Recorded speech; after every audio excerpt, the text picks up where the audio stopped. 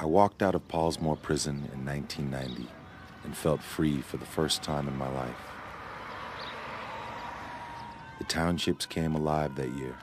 Apartheid was collapsing around us, and everywhere you could read the joy and pride on people's faces. In April 1994, I voted for the first time. In the struggle at 15, at 21, I was in exile and unsure of my life.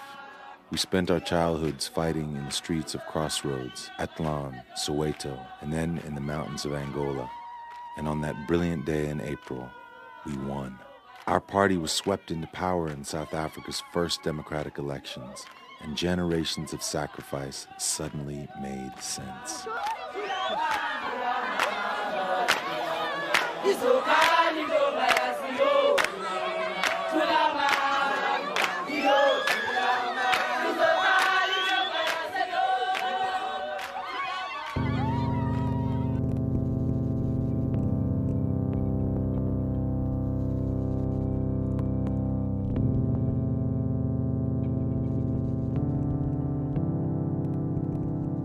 Political apartheid ended in 1994.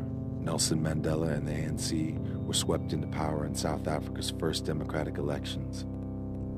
But victory was not so simple or so easy.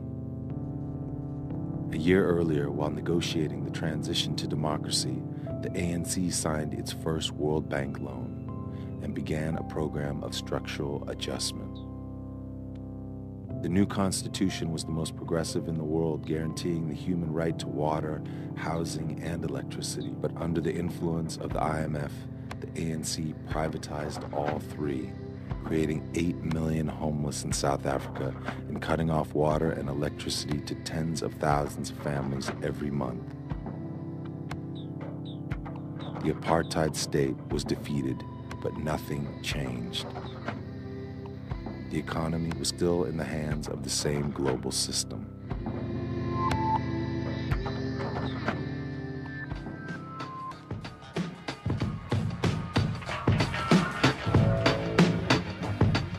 This is a farm. South Africa's a farm.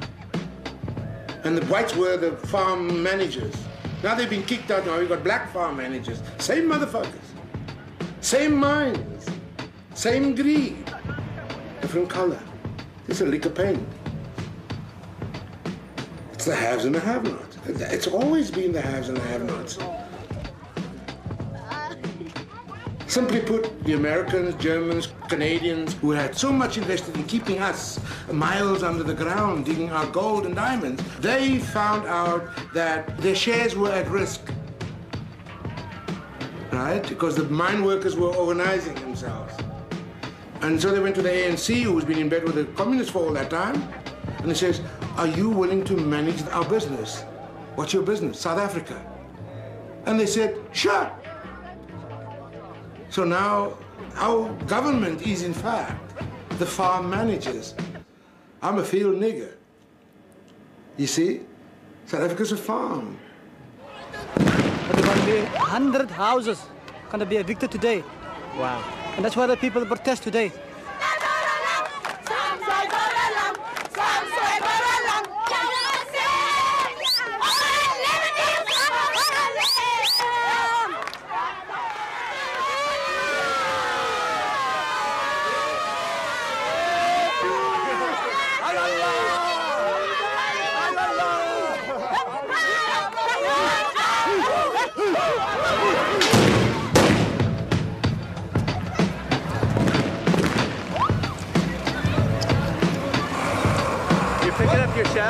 People has been patient for 400 years. They expected 1994 to be the end of that 400 years of patience. They thought that Freedom Charter would exist in South Africa, but it does not exist. People in South Africa are still waiting for a revolution that didn't happen. And there's people that's angry. I think it was a slap in my face, and everybody that died for this cause, I think it's a slap in their face. I think it's a slap in their forefathers' face. I think it's a slap in their children's faces, because these people sacrifice not only their time, their effort, and their commitment, but also their lives. Step the fuck back. everybody, from the Archbishop to senior government officials, said to us, never again. You know, will apartheid happen on our soil? Never again. We also call, never again. But we're not going to not face the reality that the never again is happening today. For us, never again is serious. We live with it. We can't go anywhere without carrying our history with us. But we don't want our history to destroy us. We want our history to be a place on which we can build a future that we all share something special inside of.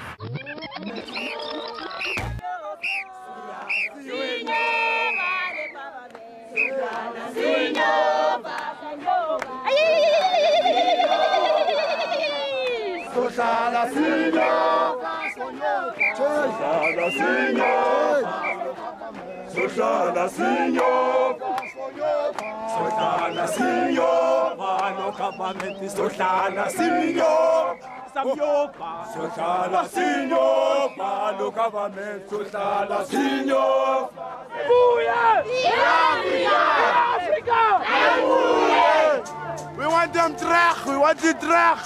Kom terug, Afrika. Come back, Afrika. We want you back.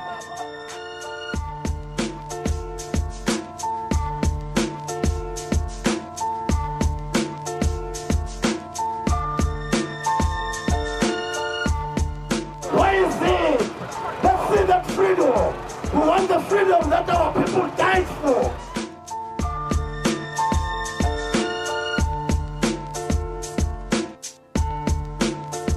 This is our democracy that our children, our mothers, our daughters, our sons died for.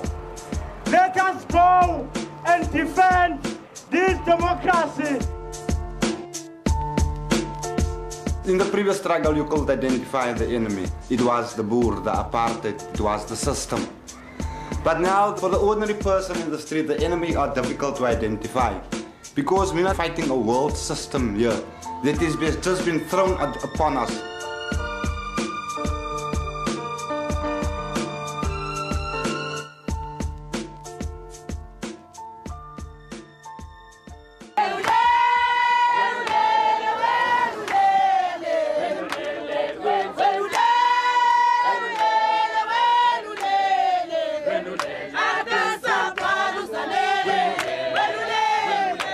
The charges against him are for public disobedience in his community.